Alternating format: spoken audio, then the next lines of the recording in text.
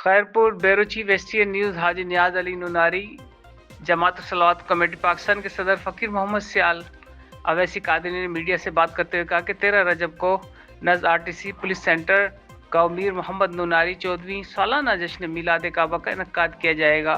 हज़रत मौला अली की विलादत 13 रजब उल मरजब को हुई। हम 13 रजब को झंडियों बैनर पम्फलेट से सजाने का सिलसिला जारी है।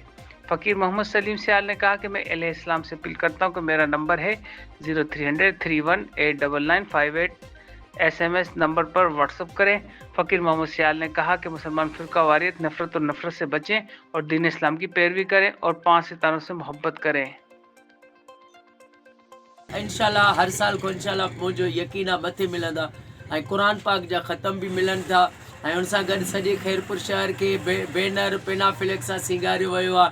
अञा ताईं कमु जारी आहे ऐं उन खां बाद में उते ईरान इराक जो ज़ियारतुनि लाइ फ़ी सबिलिल्लाह कुणो बि कढंदासीं ऐं सॼे वरी बि जेके ॿाहिरि अॼु ॿुधनि उन्हनि खे मुंहिंजो पैगाम आहे त वधि में वधि दुरूद पाक जो विर्द कयो, जेतिरो बि पढ़ो, जेतिरा हज़ार लख पढ़ो उहो असांखे ॾियो त सभिनी जो गॾियल दुरूद पाक महबूब जी बारगाह में मौला अली अलैहिस्सलाम जी बारगाह में 13 रजब ते पेश कयूं जश्न मौलूद काबा में। मोहम्मद सियाल अवैसी साहब का कादरी सलवात कमेटी सूबा सिंध जो सदर, उन सां असांजी ॻाल्हि चेयरमैन सां ॻाल्हि ॿोल थी ऐं 13 रजब जे हवाले सां असां सां ॻाल्हि ॿुधी।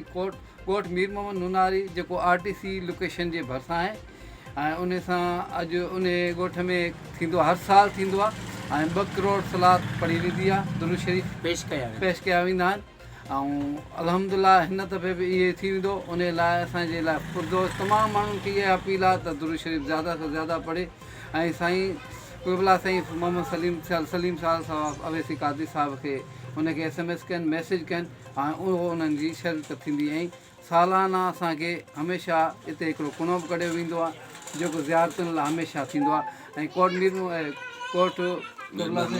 मोहम्मद नुनारी सां पाण बि मौजूदु आहे जंहिंसां ॻाल्हि ॿोल कंदासीं। बंगलो पंहिंजो हाल अहवाल ॿुधाईंदो।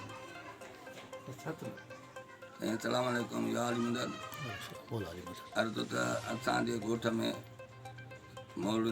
जश्न मौलूद काबा जो हर साल 5-8 सालनि खां हलंदड़ आहे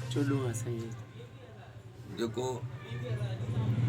फर्स्ट क्लास तरीक़े थींदो आहे। जेके सलवात सगोरी तव्हां पढ़ो, साईं जन जे हिन में पेश कयो, जेका तव्हांजी हुन में सलाद में सवाब में शामिलु थींदी। तव्हांजी महिरबानी।